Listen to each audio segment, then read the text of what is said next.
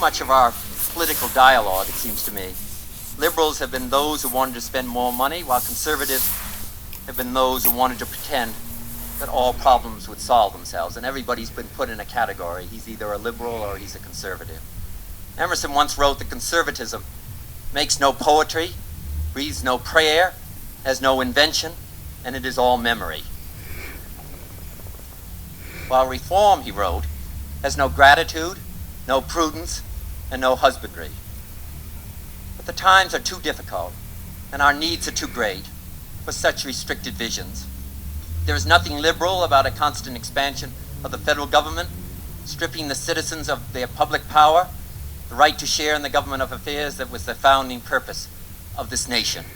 And there is nothing conservative about standing idle while millions of fellow citizens lose their lives and their hopes, while their frustration turns to fury that tears the fabric of society and the freedom of all of our people.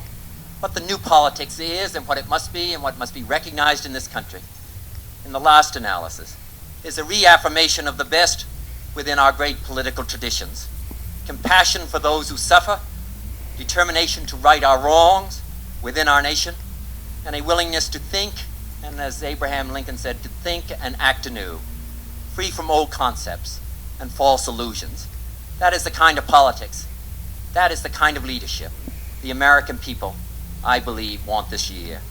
And that is the kind of leadership that I believe they're going to receive. I think that the true answer for many of these things is the private sector playing a major role, and then also if we can end the war in Vietnam, not only bring American soldiers back, but save the $85 million that we spend every day there and the $600 million that we spend every week there. Just arrange a system of block grants to local communities and let them, in the last analysis, make the decision as to how they're going to spend the money, whether they're going establishing certain standards at the federal level.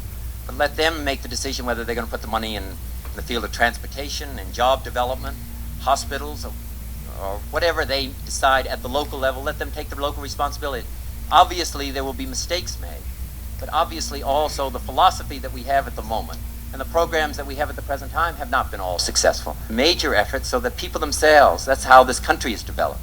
The people themselves are developing these programs, being actively involved in these programs. What was great, so tremendously successful in the early 1960s was the Peace Corps. I think it indicates that people want to participate and they want to be actively involved and they want to do things on behalf of others. If anything has come clear to me during the course of this campaign is that people want to be involved and that they want to make sacrifices for others and are willing to make sacrifices for others.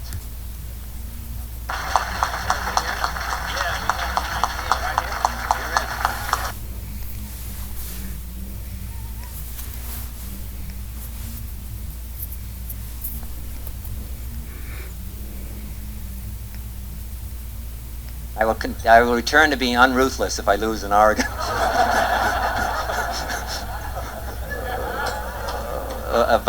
So I think I have to win in Oregon. I think obviously the most significant primary in many ways will be the one here in the state of California. Oregon is terribly important from a personal point of view. And I think very important in making a judgment of what direction the country is going to move in, as I said.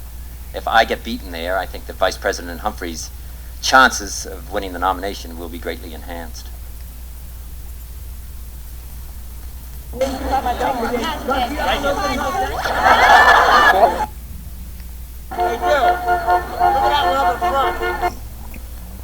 senator then repeated a theme which is run through almost all his speeches. Not only should we get out of Vietnam, but we should stop dictating to other countries how they should live until we put our own house in order.